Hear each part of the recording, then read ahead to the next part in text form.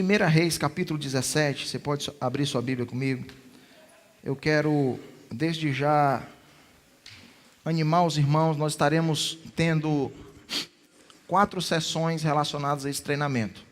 Hoje à noite, amanhã à noite, domingo de manhã e domingo à noite. Amém? Então nós vamos dividir esse treinamento em 4 sessões. E eu quero animar você a participar de todas elas.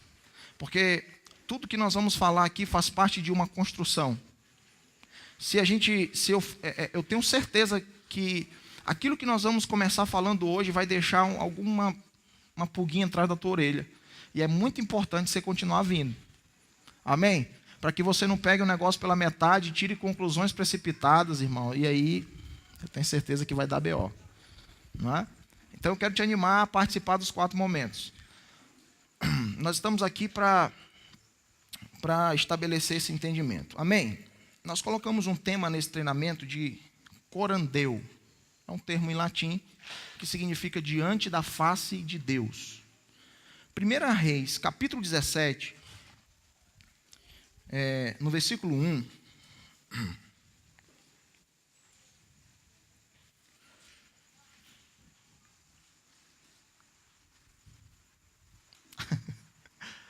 É bom tocar um negocinho, né? Porque fica um silêncio. Eu fico tímido quando fica muito silêncio assim, eu fico com vergonha. É bom tocar alguma coisinha assim para ver se... Diegão ali, ó. Todos acharam, irmãos? Amém? 1 Reis, capítulo 17, verso 1, diz assim, ó, então Elias, o tesbita, dos moradores de Gileade, disse a Acabe, tão certo como vive o Senhor, Deus de Israel, perante cuja face estou, nem orvalho nem chuva haverá nesses anos, segundo a minha palavra. Amém? Glória a Deus. Irmãos, eu te pergunto, onde que Elias estava antes desse episódio? Aqui é a primeira vez que você ouve falar de Elias. Antes disso aqui, você não ouve falar de Elias. Primeira vez que a Bíblia fala a respeito de Elias é em 1 Reis, capítulo 17, versículo 1. E sabe o que é interessante disso tudo? É que Elias, quando ele aparece no cenário, ele aparece confrontando a principal pessoa da nação. Ele está falando para o rei. E ele está dizendo para o rei assim, ó, vai ficar sem chover. E só vai chover de novo, segundo a minha palavra. Quantos estão entendendo isso? Quem é esse cara? É assunto para aquele programa da Globo, né? De onde ele veio, onde podemos encontrá-lo. Da onde que esse rapaz surgiu? Onde que ele estava? Quem deu para ele essa autoridade para confrontar a principal pessoa daquela nação? Elias responde. Olha de novo para o versículo 1. O texto começa apresentando ele e começa falando onde ele estava. Ele fala assim, ó, tão certo como vive o Senhor, Deus de Israel, perante cuja a face eu estou. Ele está dizendo assim, Acabe, eu estou diante da face de Deus. O meu ponto de partida, aquilo que me deu autoridade para confrontar a principal pessoa da nação, aquilo que me deu autoridade para marcar o tempo em que eu estou vivendo, aquilo que me deu autoridade para tocar no tempo que eu estou vivendo, é a minha posição diante de Deus. Você não ouve falar de Elias antes desse versículo, irmãos, porque Elias estava escondido. Elias estava no esconderijo. Ele estava guardado em Deus. Amém? Então ele sai desse lugar. E quando ele sai desse lugar, ele sai revestido de autoridade, tanto para confrontar a principal pessoa da nação, quanto para tocar e mudar o tempo que ele estava vivendo. O problema é que nós queremos viver de qualquer jeito e queremos tocar o tempo em que estamos vivendo. Queremos marcar o tempo em que estamos vivendo de qualquer jeito.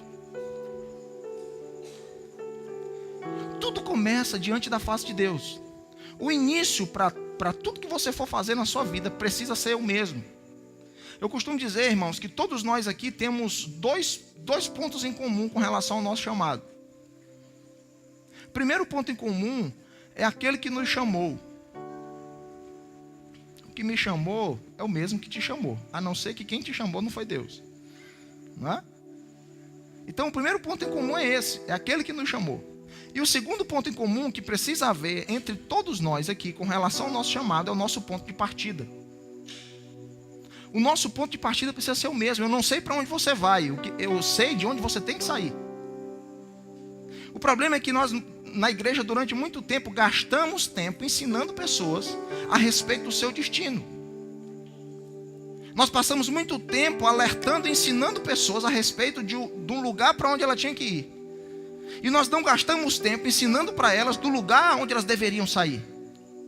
Então, nós sempre falamos, quando nós falamos a respeito de chamada, a maioria das vezes nós falávamos sobre um destino. Deus te chamou para, sim ou não? As nossas orações eram a respeito do nosso destino. Senhor, para que o Senhor me chamou? Para onde o Senhor me chamou? Nós estávamos preocupados demais com o nosso destino. E nós esquecemos da nossa origem, nós esquecemos do nosso ponto de partida. Então nós queríamos fazer alguma coisa para Deus, vivendo de qualquer jeito. Por isso que você vê hoje um cara que numa semana ele vive uma vida normal, promíscua, prostituta, e na outra semana ele se converteu, e aí ele agora quer só mudar o gênero de mundano para gospel. O cara era da bagaça e agora ele é o ex-fulano de tal, cantor de tal lugar. Muda o destino, mas não muda a origem. Então Elias está dizendo assim: eu estou diante da face de Deus, por isso eu tenho autoridade para te confrontar, e eu tenho autoridade para mexer no tempo que eu estou vivendo. Nós estamos entendendo isso? Amém?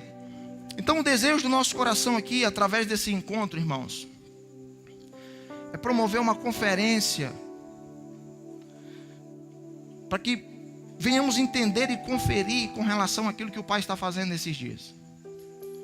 Eu não sei se alguém que está nessa reunião pensou assim, mas quando a gente começou a falar sobre treinamento ministerial, algumas pessoas me procuraram e perguntaram assim: nós vamos agora aprender a respeito da visão da igreja?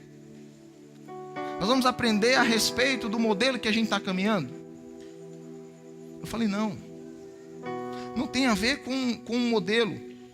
O que nós queremos aqui nesses 3 dias é conferir aquilo que o Pai está fazendo nesses dias. Irmãos, o que mais nós temos falado nessa casa é a respeito disso.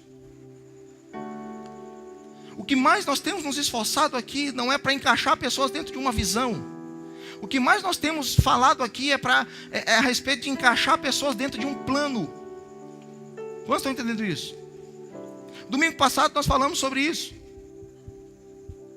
Quando ele fala para o profeta, ele fala assim: olha, Deus não vai fazer nada na terra sem antes revelar o seu plano para os seus servos, os profetas. O plano é um só. Não existem vários propósitos. Não é que Deus tem um propósito na minha vida e um na tua. Não, Deus tem um propósito. O propósito é um só. Vocês estão entendendo isso? O propósito é um só. Agora, ele fala assim, ó, ele não vai revelar, ele não vai fazer nada sem antes revelar o seu plano para os seus profetas. Plano está no singular, agora profetas está no plural. Sabe por quê? Porque Deus nunca entrega tudo para um homem só. Vocês estão entendendo isso? Por isso ele está gerando um senso de coletividade. Porque ele não revela para uma pessoa, ele não revela para um membro, ele revela para o seu corpo. E tudo que nós estamos fazendo, ou tudo que nós desejamos fazer aqui, é nos juntarmos como um homem só. É nós ativarmos o coletivo, porque quando nós ativamos o coletivo, nós recebemos a revelação. Amém? Quando nós ativamos o coletivo, nós recebemos a revelação. A revelação de quê? Da bênção, do plano. Do plano. Nós estamos nos gastando para entender o plano. Amém?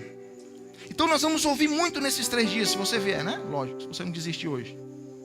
Nós vamos ouvir muito sobre o plano, sobre o propósito.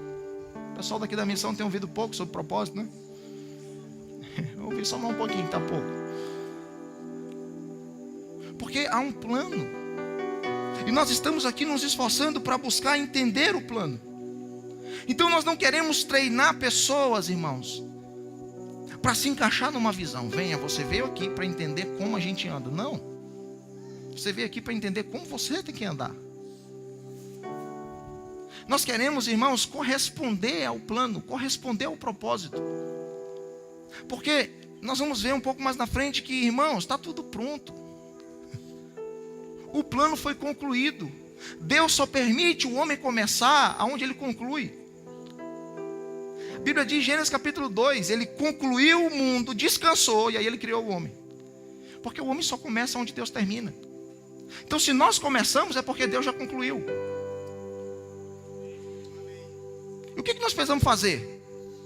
Nós precisamos ter um vislumbre, nós precisamos ter uma revelação daquilo que ele concluiu, para que nós possamos manifestar na terra em conformidade àquilo que está concluído na eternidade.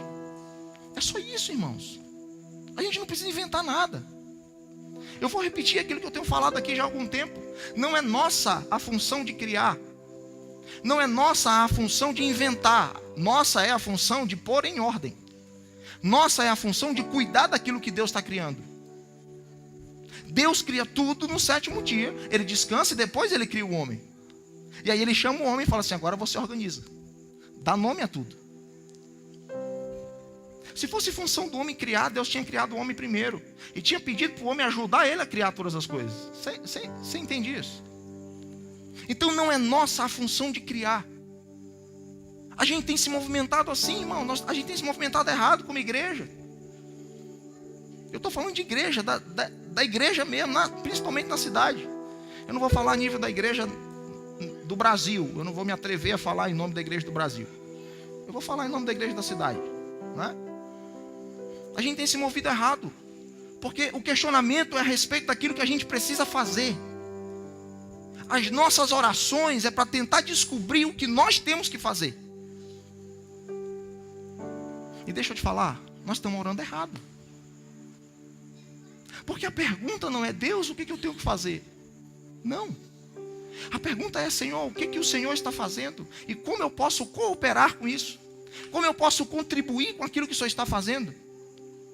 Porque, irmãos, eu falei isso aqui domingo, Deus está agindo. Deus está se movendo no mundo. Amém?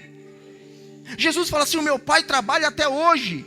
Jesus está dizendo assim, o meu Pai está em missão até agora. O meu Pai está fazendo coisas, está criando coisas. E aí Paulo vai nos dizer que nós somos cooperadores de um Deus que está em missão. Nós estamos entendendo isso, irmãos?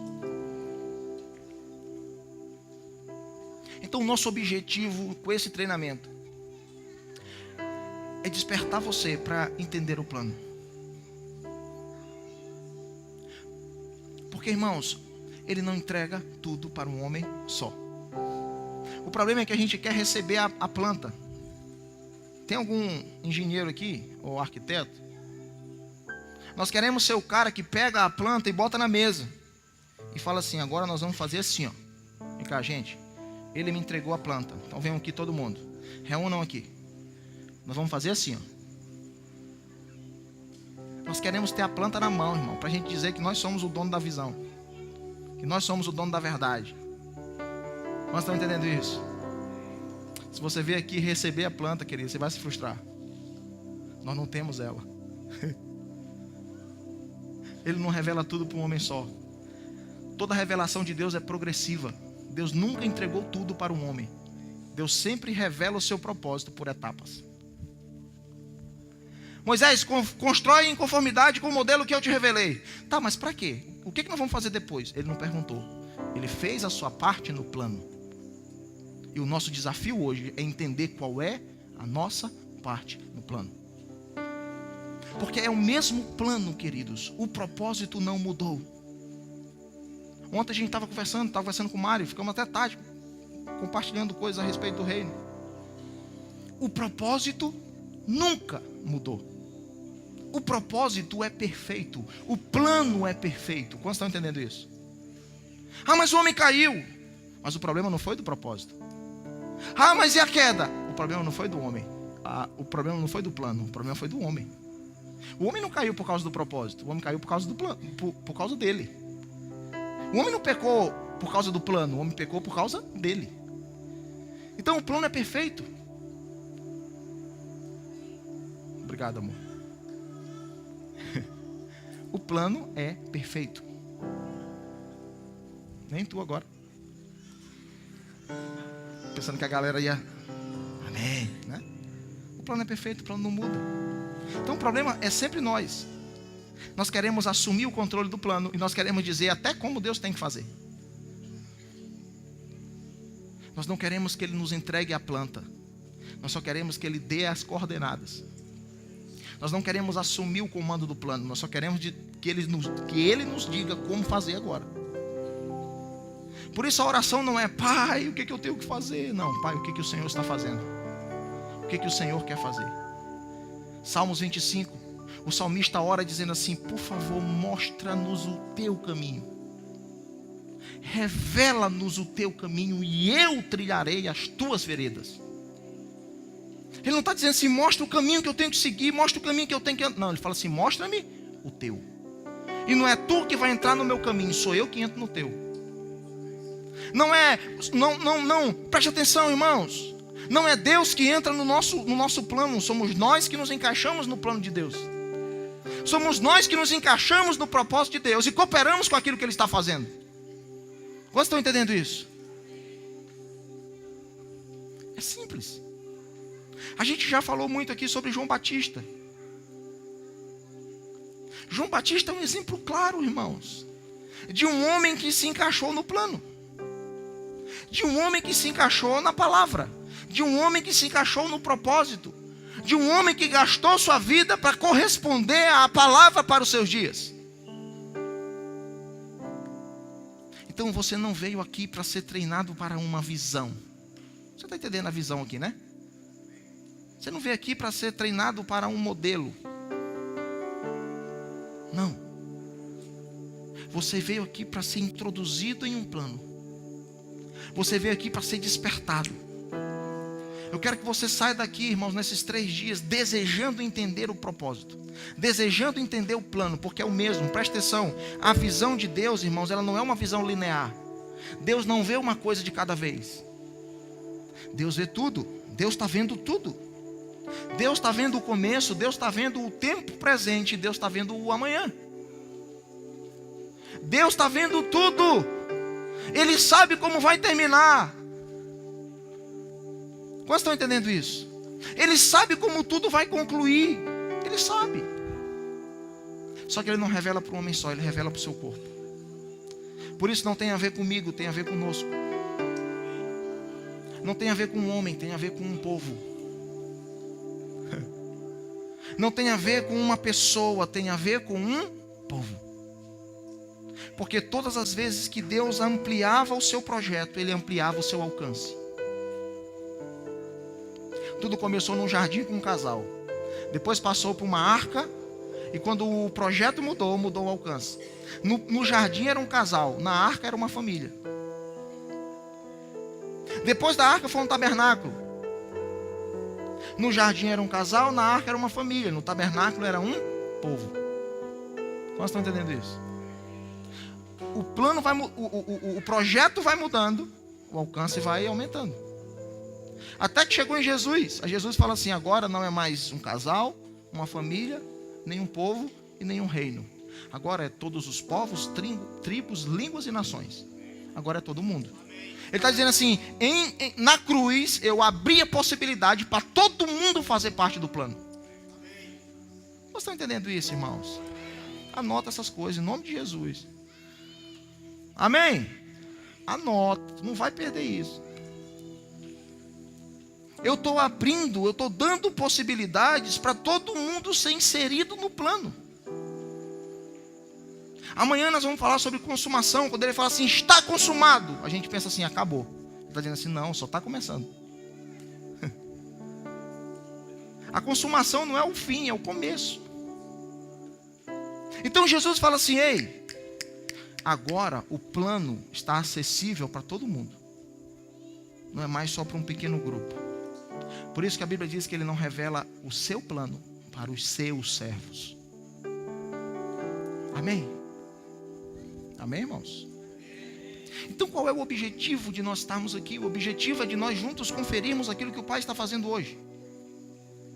O objetivo é de nós juntos buscarmos entender o que o Pai está fazendo hoje. E se eu olho para a minha vida e eu percebo que há algo na minha vida que impede um avanço coletivo, eu preciso estar disposto a abrir mão daquilo que eu tenho, que está atrapalhando o coletivo. Porque não tem mais a ver comigo. Se você for olhar para a palavra, você vai ver que a maioria das vezes que Deus levantou um homem foi para tocar um povo. Porque ações individuais, elas afetam de maneira positiva ou negativa um avanço coletivo. Adão, porque você ouviu a tua mulher, toda a terra será maldita. Foi toda a terra que ouviu, irmãos? Não, foi um homem. E a ação de um homem afetou negativamente toda a terra. Quantos estão entendendo isso, irmãos? Acã, você pegou a capa babilônica, mas toda a tua família tem que morrer. Porque vocês veem de forma individual, eu vejo de maneira coletiva, tanto para o bem quanto para o mal. Por isso que Paulo fala assim, cara, se for para comer carne e escandalizar o teu irmão, pare de comer carne. Porque não tem a ver mais só contigo, tem a ver agora com o coletivo. Sou eu que estou falando isso? É a palavra, irmão. Então a gente precisa mudar nossa postura, queridos, presta atenção. A maneira como eu entendo o plano precisa afetar a maneira como eu vivo. Vocês estão entendendo isso? Precisa afetar a forma de caminhar, a maneira como eu me movimento.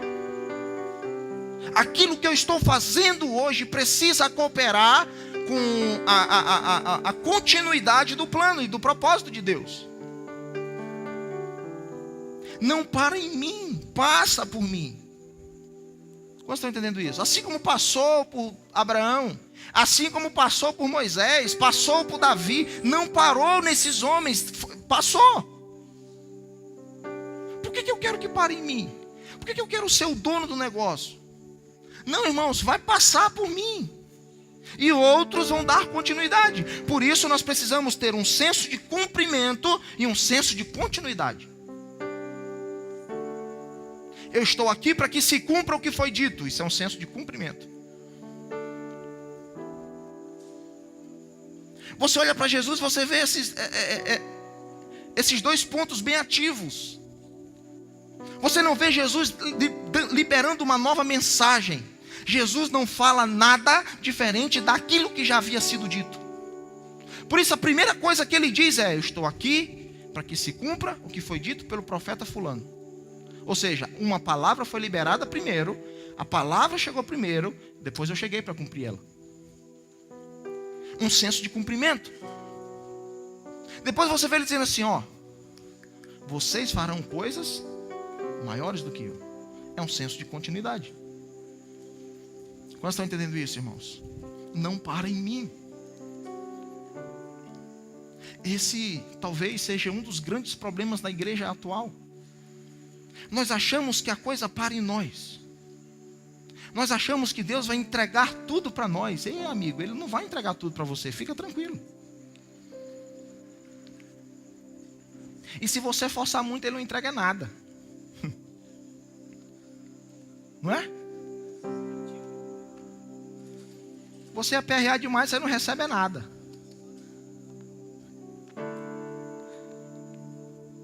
Então nós estamos aqui para buscar entender, juntos. O apóstolo Paulo, ele fala a respeito disso. Ele fala assim, ó: para que juntamente com todos os santos, nós venhamos compreender as dimensões do amor de Deus. Largura, altura, profundidade.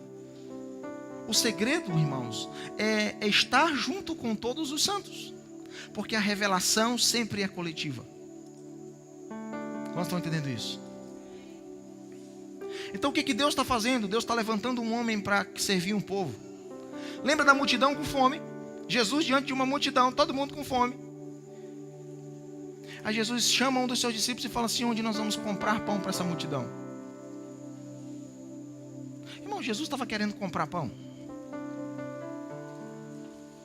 Eu acredito que não. Porque a Bíblia diz assim, ele perguntou só para testar o seu discípulo, ele já sabia o que ia fazer. Ele não queria comprar pão, irmão. Se o discípulo de Jesus, Filipe, tivesse dinheiro, não tinha nem padaria por perto, ele estava em um deserto. E não era muito perto, porque quando o discípulo falou assim, cara, manda esse povo embora, Jesus fala assim, não dá, é muito longe. Você está entendendo isso? Então ele fala assim, onde nós vamos comprar pão? Qual é a resposta de Filipe? Nós não temos dinheiro. Jesus não está perguntando sobre dinheiro, Jesus está perguntando sobre um lugar. Sim ou não? Jesus fala assim, ó, onde vamos comprar pão? Qual deveria ter sido a resposta? Não sei, cara, aqui é tudo longe, não tem nenhum lugar por aqui por perto. Mas qual foi a resposta? Eu não tenho dinheiro. E Filipe está mostrando como ele se movimenta, ou como ele se movimentava naqueles dias.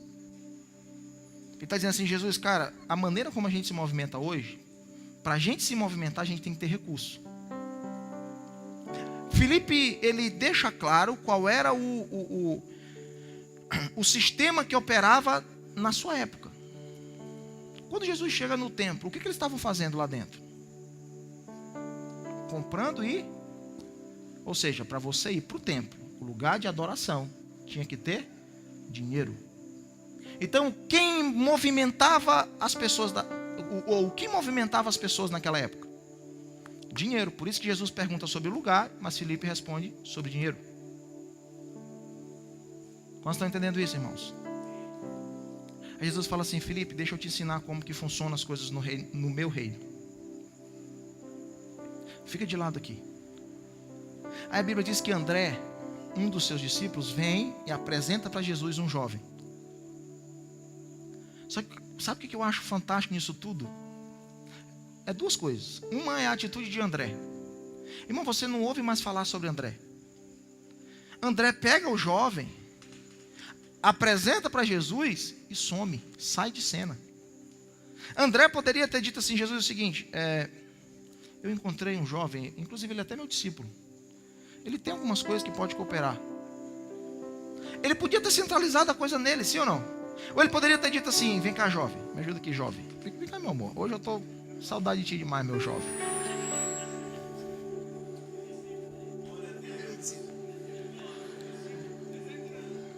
Jovem. Ele poderia ter dito assim, ó, meu filho, vem cá, você é um jovem, menino novo, está começando o ministério agora, eu sou mais experiente, sou discípulo, ando com ele.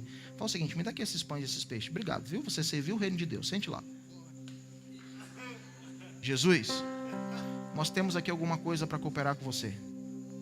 Quem teria cooperado? Era o jovem? Sim ou não? Sim ou não, gente? Era André. Muito parecido com o que a gente vê na igreja hoje. Se um rapazinho desse aqui estourar no Brasil, irmão, eu vou dizer assim, ó, meu discípulo. Sim ou não?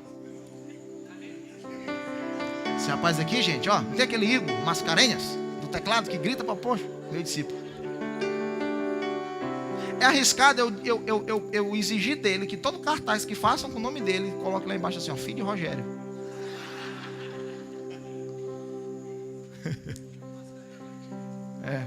Igor Ribeiro. Vamos no cartório e muda o sobrenome dele. Nós somos assim. Nós concentramos as coisas em nós. Quantos estão entendendo isso? Não, você é meu discípulo. Você não pode conectar em Jesus, você tem que conectar em mim. Irmãos, eu estou falando para pessoas maduras aqui, amém? Eu estou livre, nós estamos num treinamento ministerial. Está sendo transmitido isso aqui, tá? Transmitido ao vivo? Tá não, né? Então tá. Dá para editar.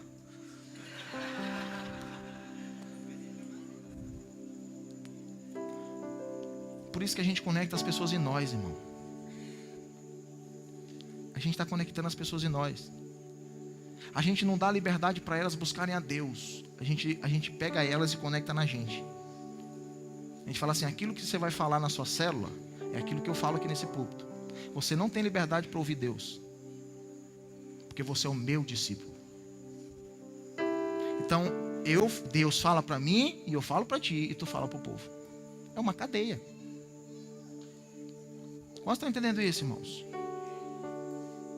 Felipe, dá o pão para mim, que eu apresento para Jesus. Afinal de contas, eu sou discípulo dele, você não. Jovenzinho, nova geração. Menino que não tem nem igreja, esse menino. Sabendo que é ministério, menino. conecta em mim e eu conecto nele. André fez isso? Não. André, você não vê André dizendo assim, ó, volta aqui, jovem. Você não vê André dizendo assim, esse jovem, Jesus é meu discípulo. Não, ele fala assim, ó, ele não pega o que o jovem tem. Ele pega o jovem e fala assim, Jesus, esse rapaz aqui, ó, pode cooperar. Isso aqui é discipulado, irmão. Discipulado é quando você pega pessoas e conecta elas em Jesus e sai de cena. Você não ouve mais falar de André nessa situação. Ele fala assim, Jesus, esse rapaz aqui tem algo que ele pode cooperar com aquilo que você quer fazer nesse tempo. O que esse rapaz carrega pode cooperar com o que o Senhor está fazendo nesses dias. Use ele.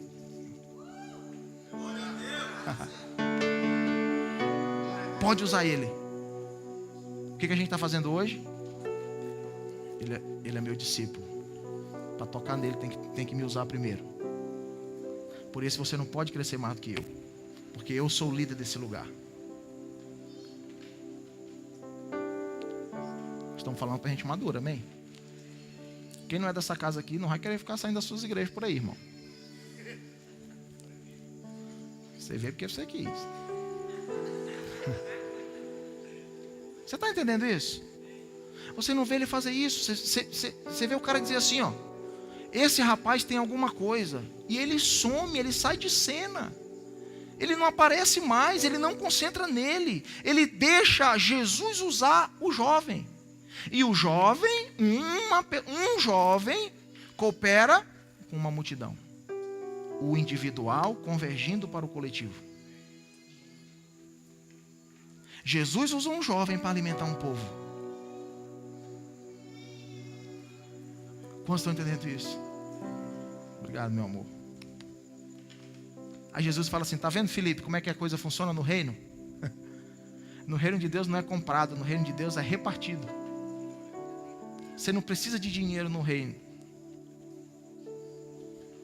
No reino você não precisa de dinheiro, no reino você precisa de generosidade. Irmãos, essa igreja aqui não precisa de gente rica, essa igreja precisa de gente generosa. Filipe fala assim, nós não temos dinheiro. O jovem fala assim, eu tenho generosidade. Por isso todo mundo comeu. O povo não comeu por causa do dinheiro de Filipe, o povo comeu por causa da generosidade do jovem. O nosso sonho é estabelecer aqui um centro de treinamento. Não é, pastor Flávio? Felipe, Igor, Raul já foi embora, cagueto logo. A gente conversa muito sobre isso, cara. De ter um centro de treinamento para servir a nação, servir as nações, servir a igreja. Esses dias a gente estava reformando esse telhado aqui, eu fiquei ali de longe, rapaz, e enxerguei tudo. Está tudo pronto, irmão, na minha cabeça. A pergunta que vem é, onde nós vamos achar dinheiro para fazer isso? Sim ou não? Sim ou não, irmãos?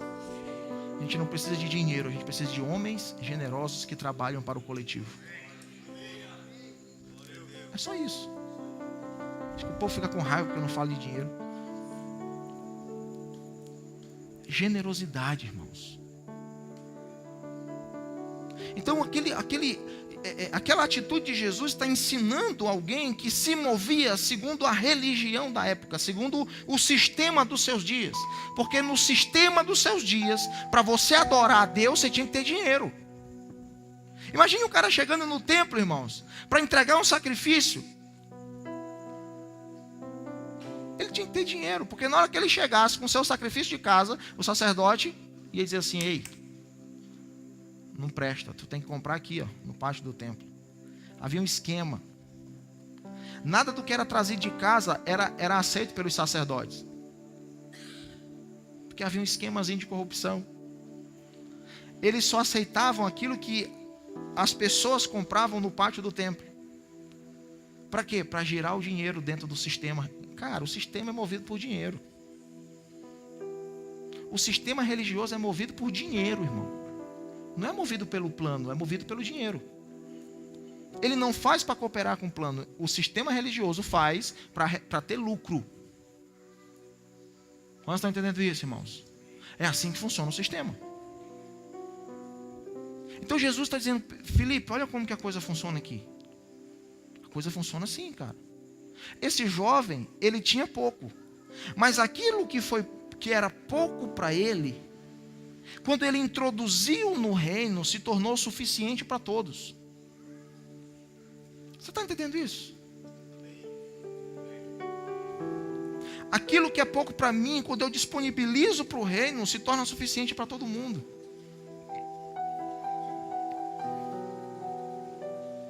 Amém, irmãos? Amém, queridos? Então, nosso desafio nesse tempo, irmãos, é nos encaixarmos naquilo que o Pai quer fazer. É entender como nós iremos cooperar e como aqueles que estão à nossa volta podem cooperar. O problema é que nós, como líderes, nós queremos sugerir a identidade de pessoas. Nós queremos sugerir uma forma das pessoas se movimentarem. Por isso nós estabelecemos um padrão. Para caminhar aqui tem que ser assim. Começaram a questionar João. Quem é você? Tu é Elias? Eles, um levita e um sacerdote, eles não estavam contentes apenas em questionar a identidade de João. Eles começaram a sugerir uma identidade para João. Quem é você? Isso é um questionamento. Tu é Elias? Isso é uma sugestão. Tu é Jeremias? Tu é algum dos profetas? Quem é você? Nós estamos assim. Cara, tu tem cara de pastor, eu vou te ungir. Não, eu acho que tu é um adorador. Não, eu acho que tu é... Irmãos, não. Não é aquilo que eu vejo em você, é aquilo que você é para cooperar com o plano. Você está entendendo isso? É aquilo que você precisa ser para cooperar com o propósito eterno de Deus. João Batista falou assim: não, meu amigo, você está enganado. Eu não sou um eco de quem passou, eu sou uma voz. Eu sou uma voz. Igual a mim não tem ninguém. Quando você ouve assim uma voz que clama do deserto, você pensa em quem? João Batista. João Batista era a voz que clamava do deserto, sim ou não? Sim ou não? Não, ele se tornou a voz que clama do deserto. Tudo tem a ver com uma postura nossa. Entenda isso em nome de Jesus nessa noite. Tudo tem a ver com uma postura. Tudo tem a ver com um encaixe numa maneira de se movimentar. João Batista, irmãos, ele era filho de um sacerdote. Então, pela lei, ele tinha que dar continuidade ao sacerdócio do seu pai. Só que havia uma palavra do profeta Isaías que havia sido liberada para os dias que antecediam a vinda de Jesus. Que palavra era essa? A voz do que clama do deserto: preparai o caminho para o Senhor. Essa palavra não foi liberada para João. Essa palavra foi liberada sobre os dias que antecediam a vinda de Cristo. Agora entenda, irmãos. João Batista entendeu que os seus dias estavam cobertos por uma revelação. Ele entendeu que os seus dias estavam cobertos por uma palavra. E ele tinha a opção de ser um sacerdote segundo o sistema da época, segundo a lei, porque ele era filho de um sacerdote. Ou ele tinha a opção de se encaixar na palavra que estava sobre o seu tempo. Sabe por quê? Porque a palavra não dizia que a voz iria clamar do templo. A palavra dizia que a voz clamaria do deserto. Então João tinha que decidir. Ou ele ia para o templo, ou ele ia para o deserto. O sistema dizia que ele tinha que ir para o templo para ser um sacerdote. Mas a palavra que estava sobre os seus dias, a revelação, a palavra que saiu da boca de Deus, dizia que a voz tinha que clamar do deserto. E aí, você quer se encaixar no sistema ou se encaixar na palavra? Você decide. Então ele entendeu, ele falou: cara, eu não posso ser um sacerdote dentro do templo, eu tenho que ser uma voz do deserto. E ao invés dele ir para o templo e ser um sacerdote, ele vai para o deserto e se torna um profeta.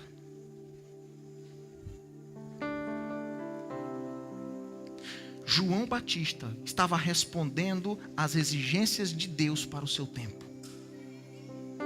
Jesus fala assim, ó: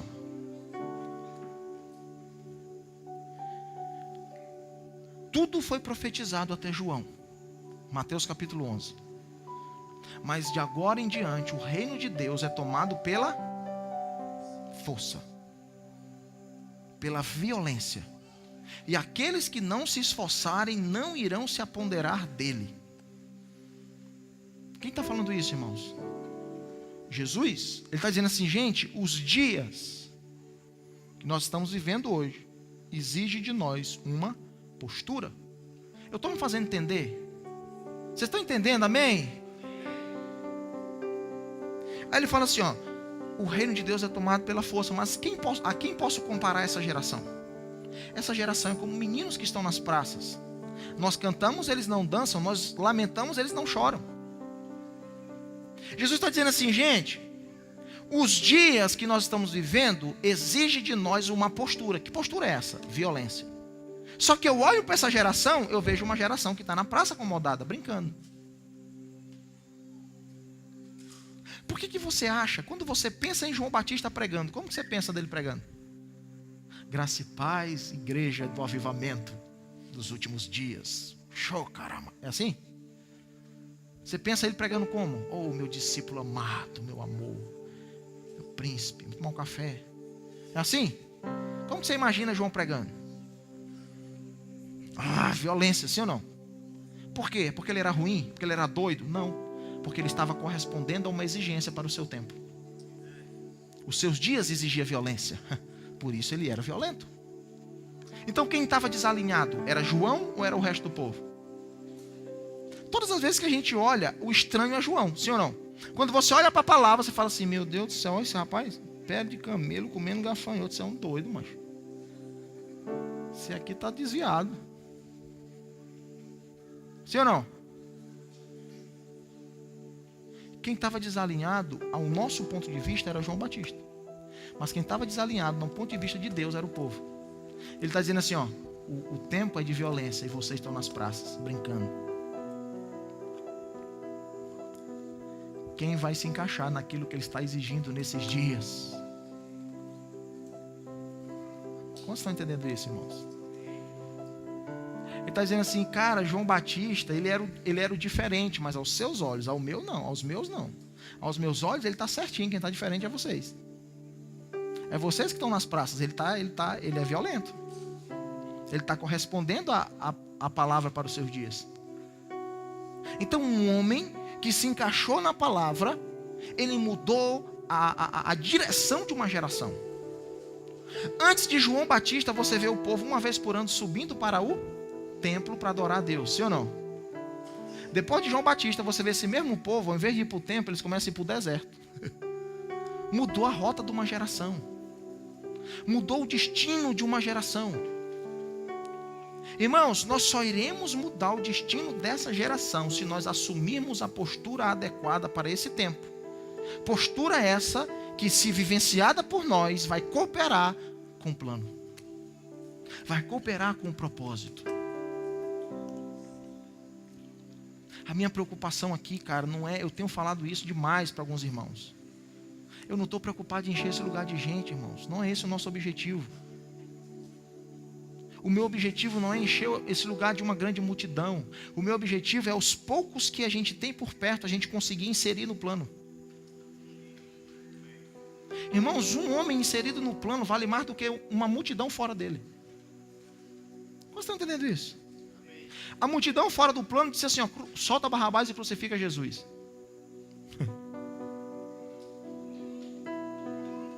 Vocês estão entendendo isso, irmãos?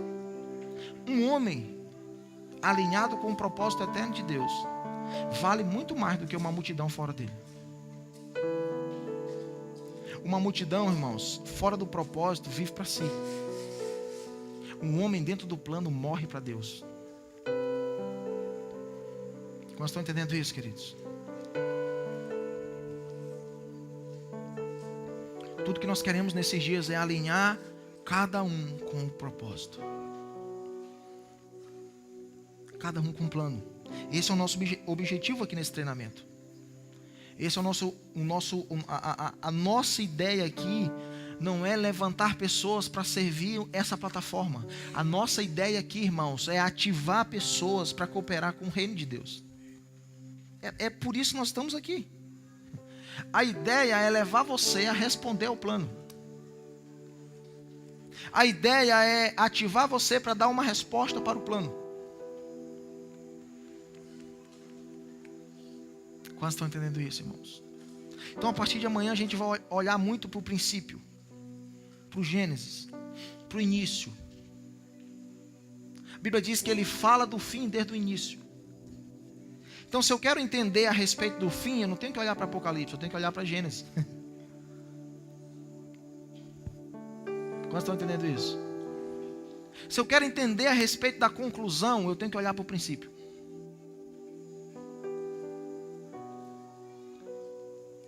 Porque tudo que você vê em Apocalipse, ele fez primeiro em Gênesis. A árvore que você vê em Apocalipse, estava no Gênesis. Você está entendendo isso? O jardim que você vê em Apocalipse, estava no Gênesis. O casal que você vê em Apocalipse, estava no Gênesis. No Gênesis ele planta um jardim, em Apocalipse ele planta uma cidade. Ele está dizendo assim, ó, porque agora o negócio vai ser mais firme. Um jardim pode ser mudado, uma cidade não. Ela é estabelecida e ela é firme. Sabe qual foi o problema de Babel? É que eles quiseram construir a cidade numa época onde tinha que ser estabelecido um jardim. No Gênesis não se constrói cidade, no Gênesis se constrói um jardim. Por isso que Deus impediu que eles construíssem a cidade. A cidade é só em Apocalipse. Nós precisamos discernir o tempo para a gente estabelecer aquilo que precisa ser estabelecido. Eles queriam estabelecer uma cidade fora do tempo. Em Gênesis não é cidade, é jardim. A cidade é em Apocalipse. Vocês estão entendendo isso, irmãos? Então o nosso objetivo aqui é esse. É nós entendermos algumas coisas, é nós nos movimentarmos, entendermos como queremos nos movimentar nesses dias. Porque há um plano sendo executado. Deus está agindo, você crê nisso? Deus está em ação. O Pai ainda trabalha até hoje. O Pai trabalha até agora. O Pai está fazendo coisas. Entra no YouTube, irmãos, e coloca lá a ação de Deus nas nações. Você vai ver Deus agindo no mundo. Você vai ver Jesus evangelizando. Jesus está em missão. Muçulmanos que começam a testemunhar que o reino lhes foram apresentados pelo próprio Jesus. Judeus começando a testemunhar que Jesus foi lá e falou com eles. Prostitutas, irmãos, homens em situação de rua, testemunhando que viram Jesus. O Pai está agindo. O Pai está trabalhando. O Pai está em missão. Quantos estão entendendo isso? E o nosso desafio não é nos fecharmos na nossa caixinha, traçarmos estratégias para encher esse lugar de gente. O nosso desafio não é nos fecharmos dentro de uma visão, de um modelo, de um padrão, de um entendimento raso, para encher esse lugar de gente ou para mostrar alguma coisa na internet. Não. O nosso esforço precisa ser para cooperar com Deus naquilo que Ele está fazendo no mundo hoje. O nosso esforço precisa ser para cooperar com Deus naquilo que Ele está fazendo nas nações. Quantos estão entendendo isso? Nós traçamos uma plataforma para os próximos 10 anos, irmão. Porque não tem um data show aqui, senão eu ia te mostrar ela. Mas nós vamos ter um dia um data show. Meu sonho é ter um data show, irmão, nessa igreja. Pra gente aprender a cantar música. Esse povo começa a cantar umas músicas, a gente fica assim olhando para eles, porque não sabe, né? Se tivesse um data showzinho, o irmão digitava rapidinho ali a letra, né? Que vem na hora. Só uma frase. Digitava rapidinho a frase. Se você quiser abençoar essa igreja com data show. Amém? Deus nos deu um plano para os próximos 10 anos, cara. Nós vamos ficar 10 anos trabalhando em cima dessa plataforma. A minha preocupação não é como essa igreja vai estar daqui a 10 anos. Se vai estar cheio de gente, se vai estar... Se ficar só eu e minha mulher, nós vamos lá para casa de novo. Minha preocupação não é como essa igreja vai estar daqui a 10 anos. Minha preocupação é como o nosso coração vai estar daqui a 10 anos, irmãos. Você entende? A gente estava conversando ontem com alguém, que eu não lembro quem era, mas a gente estava falando sobre isso. Homens que se perdem no caminho. A coisa vai dando certo, ele vai se perdendo. Irmãos, Deus tem perdido muitos homens que têm conseguido realizar seus sonhos. O problema de muita gente não é o fracasso, o problema de muita gente é o sucesso. O problema de muita gente não é porque deu tudo errado. O problema de muita gente é porque está dando tudo certo. Davi não caiu quando ele era um pastorzinho de ovelha. Davi caiu quando ele era rei. O filho pródigo não foi embora de casa quando estava liso. Ele foi embora de casa quando ele estava com o bolso cheio da herança do pai. A gente se perde às vezes, não é quando a gente não tem nada, é quando a gente tem tudo. Então a nossa preocupação é como o nosso coração vai estar. Por isso, cara, eu estou gastando os meus dias cuidando de corações. Por isso que às vezes a gente tem que ser duro com alguns. A gente tem que ser mais maleável com outros. Eu não quero pastorear o teu comportamento, eu quero pastorear o teu coração. Como estão entendendo isso? Porque discipular para muitos de nós é vigiar o comportamento dos outros. Deixa eu ver se ele está na internet aqui meia-noite. O bicho está online, ó, fazendo besteira. Rapaz, o cara está curtindo a foto aqui. Ixi, curtindo a foto daquela menina, é? Cara, eu não perco tempo com isso, irmão. Eu quero pastorear o teu coração. Porque se o teu coração está no plano, o teu comportamento é afetado, querido. Você entende isso? A gente quer pastorear o comportamento. Mude a mentalidade e você vai afetar o comportamento. Vocês estão entendendo isso? Só não pode pecar. Só não pode pecar. Então Deus começou a falar com a gente sobre uma plataforma para 10 anos. Sobre um trabalho para 10 anos. Nós estamos começando aqui, irmãos, nesse lugar, tocando pessoas aqui, ó, pouca gente. Deus já começou a ampliar. Deus falou com a gente sobre uma igreja para a cidade, tocar a cidade. A gente não quer trazer a cidade, irmãos, deixa eu te falar uma coisa, é impossível a gente ganhar uma cidade para Jesus. Tenho falado isso. Não dá, querido. Nós vamos ganhar São Luís para Jesus. Para, desiste, não dá. Esquece isso. Não dá para ganhar uma cidade para Jesus, mas dá para atrair Jesus para uma cidade. Se você atrai Jesus para a cidade, você transforma ela. Você entende isso?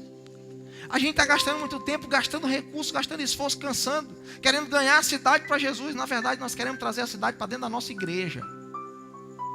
Dentro dessa estrutura. E aqui cabe, gente. Nós não queremos trazer a cidade para cá. Por isso que a gente tem servido pessoas. E as pessoas ficam meio assim, tipo, não, amigo, eu estou te servindo, mas você não precisa ir para a minha igreja. Você não precisa nem ser crente se você não quiser. Nós estamos te dando essa ajuda aqui, mas não é para te comprar, não.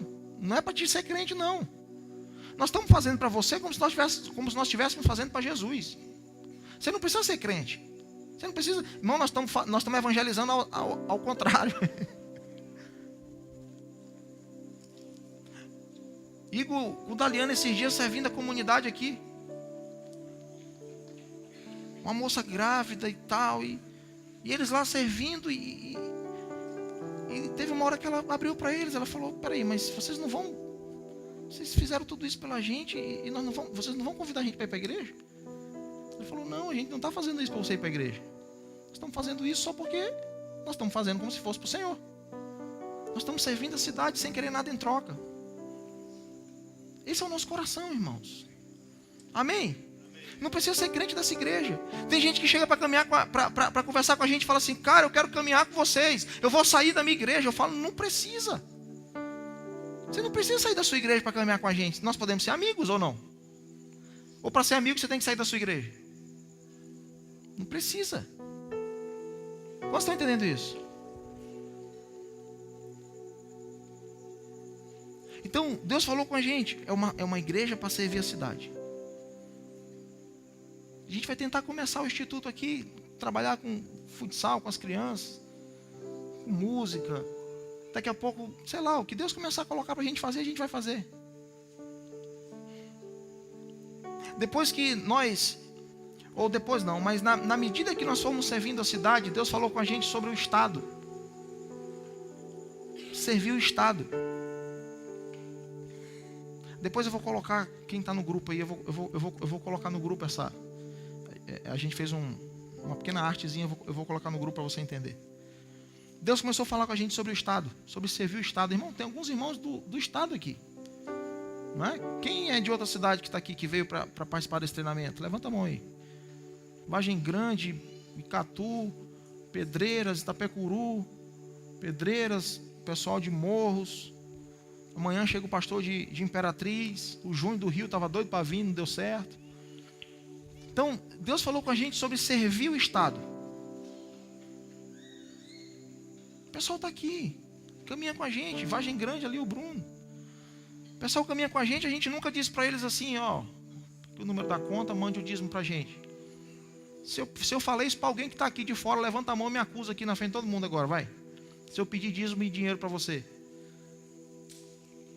Pelo contrário, reunimos com os meninos de Pedreiras. Cara, pega o dízimo de vocês e abençoa o pastor de vocês. Não precisa mandar dízimo para cá não, meu amigo. A gente está servindo o Estado, e eu não estou falando isso aqui para tentar te impressionar, não. Esse é um treinamento para casa, amém? Eu estou falando da forma como a gente se movimenta, da forma como nós estamos entendendo para se movimentar.